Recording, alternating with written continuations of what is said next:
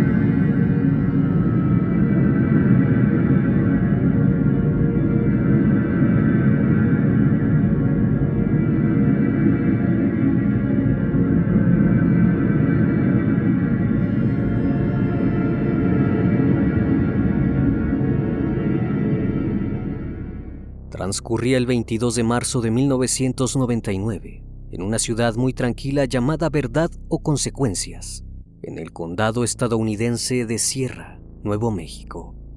Una mujer con una cadena para perros en el cuello corría desesperada por una calle cuesta abajo, en Bass Road en Elephant Butte. La mujer parecía estar huyendo y se veía aterrorizada. En un intento por escapar, se interpuso entre el camino de los autos e intentó subirse a uno, pero la persona que lo conducía no la dejó entrar y aceleró. El pánico la invadió al ver que nadie se detenía a auxiliarla, así que corrió hasta la primera casa que observó y en un intento desesperado logró entrar y comenzó a gritar. Esto aterró a la propietaria del inmueble, que estuvo a punto de desmayarse del miedo. La chica, quien hacía llamarse Cynthia Vigil, de 21 años, le imploró sollozando que llamara a la policía. La muchacha se encontraba sin ninguna prenda. Tenía diferentes heridas por todo el cuerpo. En sus muñecas y tobillos se podían ver los estragos de las ataduras y su cabeza sangraba profusamente. La chica le contó a las personas de la casa que un sujeto llamado David y su novia Cindy la habían raptado durante 2 días y durante ese tiempo la habían sometido a brutales torturas y abusos. Tenía mucho miedo de que la estuvieran buscando. La chica parecía que acababa de salir de un verdadero infierno de pesadilla. Luego de escuchar su relato, llamaron al 911. A los pocos minutos, un grupo de agentes arribaron al lugar y encontraron a Cynthia gravemente herida y en estado de shock. Después de su declaración, la chica les indicó la casa donde la tenían privada de su libertad, para posteriormente ser llevada de urgencias a un hospital para tratar la hemorragia que tenía y cortarle la cadena del cuello. La policía acudió al sitio mencionado por la víctima y al ingresar al inmueble, notaron de inmediato un enorme remolque de camión color blanco, cerrado con llave, sin imaginar que dentro se escondía algo aterrador, que más tarde sería nombrado la caja de juguetes de David Parker Ray. El Criminalista Nocturno. Después de revisar el domicilio, no encontraron rastros de la pareja, por lo que se dispusieron a buscarlos por los alrededores. Minutos más tarde fueron localizados por 2 oficiales que patrullaban por la zona. Sorprendentemente no estaban huyendo, sino buscando a su víctima. Cynthia Vigil declaró que la pareja la había raptado y la habían sometido a un sinfín de torturas, pero que esa mañana David la liberó de las esposas y los grilletes, dejándola encadenada solamente del cuello.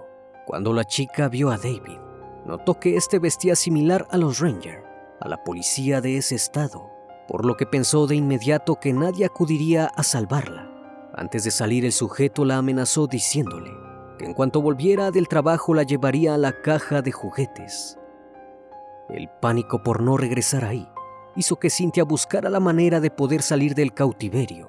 Fue entonces que aprovechó un descuido de su captora y con una de sus piernas logró jalar una mesa de centro, en la cual se encontraban una serie de llaves, en donde también estaba la llave de su salvación. Una vez teniendo el manojo de llaves en su poder, empezó a utilizar una a una, esperando que alguna abriera el cerrojo. Sin embargo, mientras hacía esto, fue descubierta por su captora, por lo que comenzaron a forcejear. La mujer, al ver que Cynthia intentaba liberarse, tomó un picayelo y comenzó a apuñalarla repetidas veces en la cabeza, pero la chica no se rindió y logró encontrar la llave correcta, liberando de inmediato el cerrojo. Como pudo, logró alcanzar una lámpara y la estrelló en la cabeza de su agresora, dejándola inconsciente. Ese tiempo crucial fue el que Cynthia utilizó para escapar y pedir ayuda. Luego de su detención, los agresores declararon una versión muy distinta a la de la víctima. Según la pareja, hacía un par de noches había conocido a Cynthia y se habían hecho amigos. Aseguraron que era una adicta a las drogas y se encontraba en proceso de rehabilitación. Como ellos querían ayudarla, la dejaron quedarse en su casa. Aquella versión podría ser cierta, ya que cuando los agentes revisaron sus antecedentes, notaron que Cynthia ejercía como dama acompañante en Albuquerque, Nuevo México, desde hacía varios años, pues la chica había sufrido de maltrato y abusos, dejando su hogar a muy temprana edad. Al estar en las calles se dio cuenta lo difícil que era poder mantenerse, así que, como muchas otras jóvenes, la chica pensó que no tenía más remedio que ejercer como dama de compañía. Comenzó a beber en exceso y a probar diversas drogas. Más de una vez había sido arrestada por esto. Aún así, la policía tenía que verificar por qué la chica estaba tan asustada y por qué tenía tantas heridas en su cuerpo. Tras la detención de la pareja, el FBI se hizo cargo de la investigación, pues había algo que no cuadraba del todo. Una vez que la víctima fue atendida, le tomaron su declaración formalmente y pronto cosas aterradoras salieron a la luz. El 20 de marzo, 2 días antes de que Cynthia lograra escapar, iba caminando como de costumbre en busca de algún nuevo cliente, cerca de las 10 de la mañana, cuando de pronto un sujeto al otro lado de la calle comenzó a hacerle señas para que se acercara. El hombre parecía muy amable, así que luego de acordar un precio, la joven subió al vehículo y el sujeto, quien se presentó como David, la llevó a la parte trasera del remolque. Apenas entró y las cosas dieron un giro inesperado, pues el individuo le mostró una placa de policía y le dijo que estaba detenida por ejercer su actividad en la calle. Posterior a eso, sacó unas esposas e intentó ponérselas a la chica, pero ella se resistió. En ese momento, una mujer que se encontraba al interior, la cual era Cindy, le dio una descarga eléctrica con un objeto y la dejó semi-inconsciente. De esta forma lograron someterla y la esposaron a un cajón del remolque y emprendieron el viaje. Cynthia entró en pánico de inmediato. Al darse cuenta que sus captores probablemente la asesinarían, como pudo, logró ubicar la manija donde había sido esposada y al darse cuenta que tenía tuercas procedió a aflojarlas hasta que logró liberarse. Sin embargo, no pudo hacer mucho, puesto que se encontraba encerrada en el remolque, mientras Cindy y David iban al frente. De pronto el remolque se detuvo de golpe y la víctima rodó por el interior. David bajó del vehículo y decidió echar un vistazo al interior, solo para darse cuenta que la chica se había liberado, por lo que rápidamente llamó a su cómplice y entre los dos le quitaron la ropa y la ataron para que no pudiera escapar. Cynthia fue trasladada hasta la casa de la pareja, donde una vez ahí le colocaron unos grilletes en los tobillos y le ordenaron que se bajara para posteriormente ser conducida a una casa. Al interior pudo notar algunos ganchos colgados del techo, una cama y una gran cadena sujetada de la pared. Segundos después, David la empujó a la cama y le puso un collar con un candado sujeto a la cadena. La chica temblaba de miedo, pero trató de hacer todo lo que sus captores dijeran con la esperanza de que la dejaran vivir. El verdadero terror empezó cuando Parker Ray sacó una cinta de audio y le pusieron una grabación. La cinta comenzó a correr y de pronto la voz del sujeto apareció. Un discurso muy extraño se hizo presente y al fondo se lograba escuchar una chica encadenada y amordazada. David le describía detalle a detalle todo lo que le haría, amenazándola que la azotaría tan fuerte que suplicaría por su vida. Finalizando el tétrico discurso diciendo: «He traído 37 mujeres con el mismo objetivo, y ninguna ha escapado. Tú no serás la excepción. Me encanta cuando ruegan y suplican. Después de esto, Cynthia supo que sus captores estaban tratando de decirle que tenía que obedecer, si no quería terminar como las otras chicas. Luego de haber escuchado la grabación, Cindy le mostró decenas de fotografías de todas las chicas que habían pasado por sus manos. No pudo evitar sentir terror, pero aún así trató de contener el llanto. Tras aquello, David se fue y posteriormente regresó con una caja de cables pasacorriente y una batería de auto, y sin dudarlo por un segundo, los puso en los pechos de la chica y le dio una tremenda descarga que se prolongó durante varias horas. Al día siguiente, la llevaron a una habitación la cual llamaban el cuarto sucio, un lugar donde había un sistema de cadenas y poleas, y más de una decena de juguetes íntimos, así como ganchos, correas y tenazas, incluidas imágenes representativas al acto y cómo debían usarse. Apenas la introdujeron al cuarto y la colgaron del techo, comenzando así con la tortura. Cynthia no podía comprender qué pasaba. El dolor era tal que perdió la razón por algún momento. Únicamente veía las cadenas y los fierros que la lastimaban. Fueron horas de un inmenso dolor, que para sus captores era todo un placer. Antes de terminar el día, Cindy se acercó a Cynthia y con una gran sonrisa le dijo que al día siguiente la llevarían a la caja de juguetes. Por un momento pensó que su fin estaba por llegar y que aquello sin duda era mucho peor que lo que le habían hecho. Aún así no se resignó y buscaba cualquier distracción de la pareja para poder escapar. Ello llegó al día siguiente, cuando Cindy se distrajo hablando por teléfono, momento que aprovechó para tomar las llaves. Una vez contando con el testimonio de la víctima, se procedió al allanamiento de su inmueble. El lugar al que se dirigieron guardaba enormes secretos que estaban por ser develados, donde más de una decena de mujeres fueron asesinadas. Cuando las autoridades ingresaron a la casa de David Parker Ray, pudieron notar de inmediato los grilletes y algunos instrumentos extraños. Si bien parecía una casa muy normal, había cosas que destacaban a la vista. En el cuarto sucio había objetos metálicos diversos, esposas, cadenas, juguetes para adultos de todo tipo y tamaño, incluso algunas cosas que la policía jamás imaginó que existieran. Era increíble la variedad de objetos que esta pareja tenía en aquella habitación. La cama estaba desordenada y en el cesto de basura había papeles aún con sangre, lo cual suponía que recientemente alguien había estado ahí. A pesar del asombro, aún faltaba por revisar aquel gran remolque de color blanco, donde se realizaban las peores torturas. La caja de juguetes tenía un decorado de lo más tétrico, algo realmente aterrador, si se tiene en mente que en ese lugar sucedieron hechos barbáricos que ningún ser humano debería pasar. Del techo colgaban ganchos y cadenas. El remolque estaba completamente tapizado para evitar que el ruido saliera al exterior. De su lado derecho había estanterías repletas de material quirúrgico, más de una decena de agujas, tenazas y pinzas.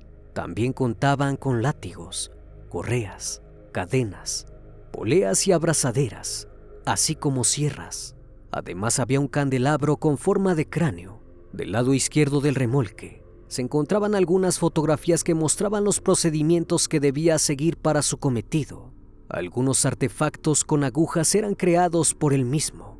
Al fondo se podía apreciar una cama obstétrica, donde solía inmovilizar a sus víctimas, atándolas de pies y manos para que no pudieran resistirse. A un lado de esa cama se encontraba un sarcófago, el cual era utilizado para torturar psicológicamente a las chicas. Incluso había creado una caja negra que cubría solamente la cabeza de la víctima, a modo que después de unos minutos sintieran que les faltaba el aire y estaban a punto de fallecer. A un lado de la cama había una gran cámara de video, con la cual este sujeto grababa todo el proceso, así como una grabadora que utilizaba para aterrorizar a sus víctimas con la grabación de lo que les sucedería. Increíblemente, los agentes lograron encontrar más de una decena de videocassettes debajo de la barra de instrumentos, así como manuales retorcidos tremendamente aterradores. Uno de los agentes tomó uno de los videos y decidió revisar qué se encontraba en la cinta. Las imágenes que presenciaron los dejaron estupefactos, pues en ellos se encontraba cada ataque cometido con una tremenda barbarie. En todas las cintas, David salía como el verdugo. Incluso en algunos videos, lucía una capucha negra. La pareja del sujeto también aparecía en los videos. Esta solo disfrutaba y amedrentaba a las chicas con un revólver. Era tanto el castigo que al final las víctimas perdían la vida. Tanto los oficiales como el FBI estaban sorprendidos por el hallazgo. Aquel sujeto de mirada tranquila y sonrisa amable, en realidad era un despiadado monstruo que no sentía ni el más mínimo remordimiento por causar dolor en los demás. Por el contrario, esto era lo que le producía más placer. La policía de Nuevo México jamás había visto nada igual. Estaban ante un asesino en serie que operaba desde hacía mucho tiempo. Encontraron evidencia de que su primera víctima registrada había ocurrido el 2 de julio de 1994. Mientras todo esto ocurría, David y Cindy seguían manteniendo su inocencia, a pesar de saber que la policía se encontraba registrando su propiedad. Luego de que los agentes se comunicaron a la comisaría y les contaron a los oficiales sobre lo hallado, interrogaron nuevamente a Cindy y le contaron lo que habían visto en esos videos. La agresora comenzó a ponerse nerviosa y muy asustada, tanto así que de inmediato llegó a un acuerdo con los investigadores a cambio de ofrecer su testimonio en contra de su pareja. Cindy confesó a los investigadores que David Parker Ray le había contado sobre 14 asesinatos que había cometido e incluso le dijo dónde había arrojado algunos de los cuerpos. Aparte de lo que ya los investigadores conocían, Cindy les mencionó que David colocaba a sus víctimas en artilugios de madera que las doblaban y las inmovilizaban mientras algunos perros mantenían intimidad con ellas. También mencionó que en ocasiones el sujeto invitaba a algunos amigos a participar en los terribles actos, cosas que la policía aún desconocía. Cynthia dio los nombres de otros cómplices, que incluían a la hija de David, Glenda Ray, y un sujeto llamado Dennis Roy Yancey. Ambos supuestamente habían participado en el asesinato de la exnovia de Dennis, Mary Parker, de 22 años. Cindy mencionó que ambos chicos se encargaban en muchas ocasiones de reclutar a las posibles víctimas, la mayoría damas de compañía, a las cuales les pagaban por tener intimidad, aunque una vez entrando en el remolque, eran sorprendidas por David y Cindy. A partir de entonces, comenzaba el verdadero calvario. Luego del testimonio de Cindy, las autoridades iniciaron con la investigación. La pregunta era, ¿dónde estaban los cuerpos de las víctimas? En un principio se pensó que quizás Parker Ray había enterrado los cuerpos en su propiedad, pero por desgracia no había indicio de ello. Muchas chicas eran vistas por última vez en el desierto de Texas. Conforme pasaron los días, los investigadores se toparon ante algo tan perturbador en aquella ciudad, verdad o consecuencias, que escondía un gran secreto, donde gran parte de la población estaba involucrada. Se tenía el rumor que David Ray organizaba fiestas privadas, en donde asistían un grupo de personas que presenciaban y eran parte del macabro tormento. Incluso se le llegó a asociar con las desaparecidas de Juárez en México, ya que varias investigaciones indicaban que David vendía a sus víctimas como esclavas de la intimidad, siendo visto en la frontera de México en varias ocasiones. Por eso se tenía la sospecha. Al ver la magnitud del caso, se dieron cuenta que la investigación resultaría un verdadero problema que costaría miles de dólares. Si bien contaban con evidencias sólidas como lo eran los artefactos utilizados y las aberrantes grabaciones, no habían encontrado un solo cuerpo. La policía encontró fotos y videos de una víctima en el tráiler y huesos de animales enterrados en el suelo de la propiedad. La víctima en el video resultó ser la sobreviviente, Kelly Garrett, quien el 24 de julio de 1996, luego de una pelea con su esposo, salió a jugar billar con unos amigos, incluida la hija de David, Glenda Ray, quien la llevó hasta el remolque, luego de haberle suministrado sustancias en su bebida. Una vez dentro, David la golpeó y le puso un collar en el cuello. Durante los siguientes 2 días fue sometida a un tremendo castigo que la hizo desmayarse varias veces. Antes de que David le cortara la garganta, le suministró diversas sustancias que se confirmó más adelante en la investigación utilizaba para que sus víctimas no recordaran nada de lo sucedido, si es que llegaban a sobrevivir. A pesar de ello, cuando David pensó que la chica había fallecido, la arrojó a un costado cerca de un camino desolado, sin darse cuenta que Kelly aún respiraba. Cuando la chica volvió en sí, caminó hasta la carretera, donde fue auxiliada de inmediato y, gracias a la atención médica, logró sobrevivir para contar su historia. Sin embargo, nadie le creyó, ni siquiera su esposo, que días después le solicitó el divorcio. Otra de las víctimas que logró sobrevivir a los ataques de Parker Ray fue Angélica Montaño, quien, luego de enterarse de la noticia de la detención de la pareja, los reconoció de inmediato y acudió con la policía para declarar que, de igual forma que Cynthia y Kelly, la habían sometido a castigo durante 3 días seguidos. Luego le suministraron sustancias y la abandonaron en el desierto, creyendo que había fallecido. No obstante, logró sobrevivir y acudió a la policía para realizar la denuncia, pero por alguna razón nunca investigaron. Luego del testimonio de las víctimas y de la agresora, que decidió cooperar con la policía, David se enfrentaba a 12 cargos por abuso, conspiración y privación ilegal de la libertad, así como asesinato. Sin embargo, para el fiscal, los testimonios de mujeres con antecedentes penales que tenían problemas con las drogas y el alcohol eran irrelevantes. El testimonio de Cindy fue el que gran parte ayudó para que este caso no quedara impune. Fue entonces que se ordenó detener a Glenda Ray y Dennis Jansen, acusados por conspiración y por el crimen de la exnovia de Jansen. Las autoridades no podían comprender por qué un ciudadano como David, que parecía un hombre respetable en la sociedad, estaba tan fascinado con infligir dolor en los demás. En total, los videos encontrados por la policía hacían referencia a más de 60 asesinatos, pero se sospechaba que podían ser muchos más y que operaba desde hacía años. David Parker Ray, quien ahora era conocido como el asesino de la caja de juguetes, nació en Belén, Nuevo México, el 6 de noviembre de 1939. Sus padres, Natty y Cecil Ray, eran personas de bajos recursos que vivían en un pequeño establecimiento agropecuario, donde criaron a David y a su hermana Peggy. Su padre solía tomar demasiado y ser muy violento. Cuando regresaba a casa, solía maltratar a su esposa e hijos. Y finalmente, cuando David tenía 10 años, los abandonó. De este modo pasaron al cuidado de sus abuelos paternos, que eran demasiado estrictos con ellos. David era un chico bastante tímido y torpe. En el colegio le era muy difícil adaptarse a la escuela. Por eso sus compañeros lo molestaban constantemente. Debido a ello, pasaba gran parte de su tiempo solo, sin poder hablar con nadie.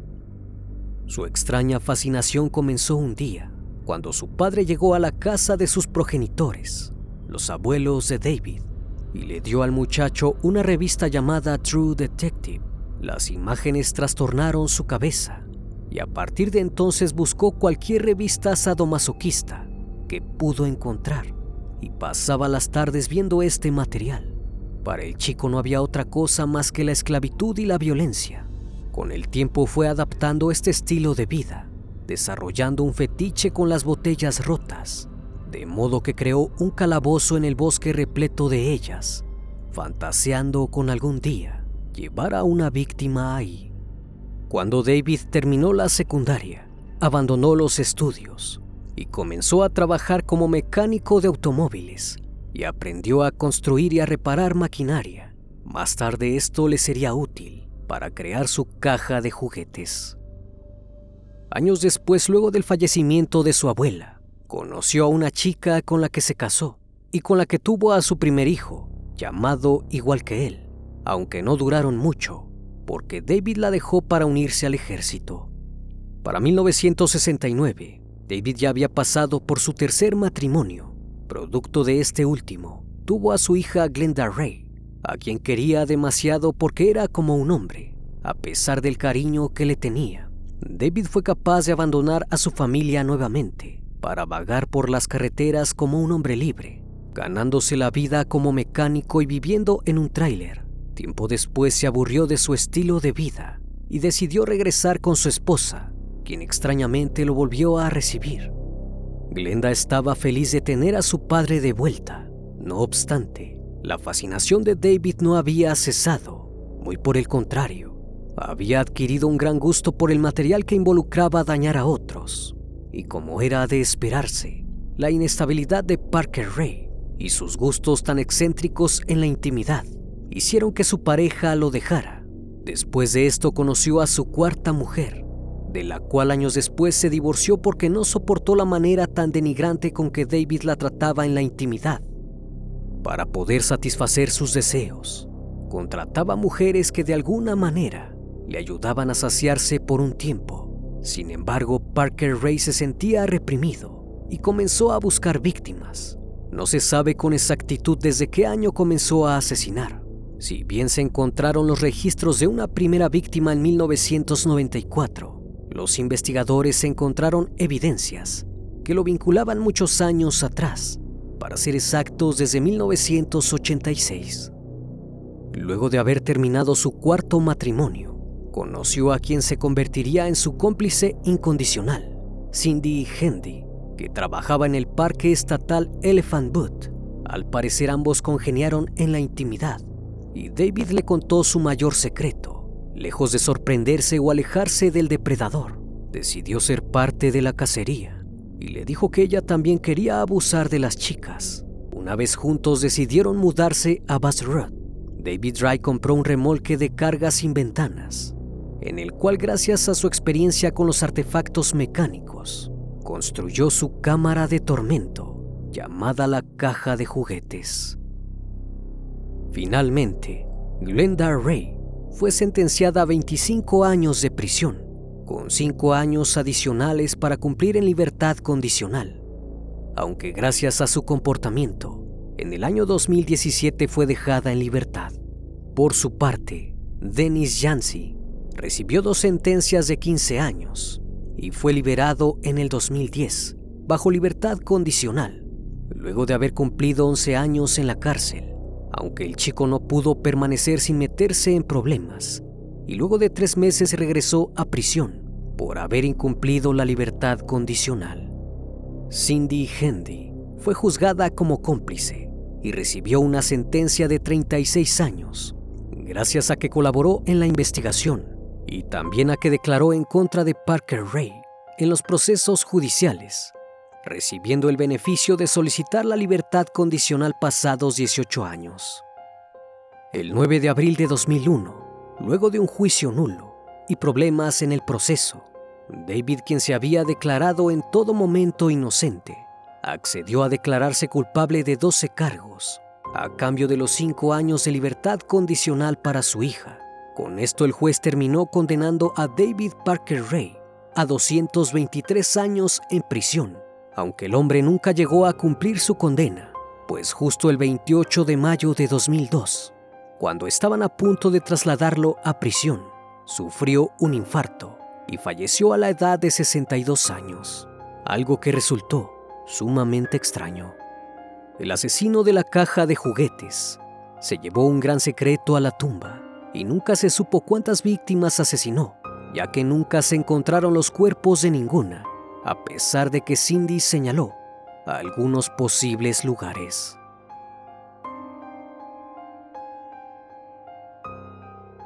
Como cada noche, estimado público, agradezco su compañía.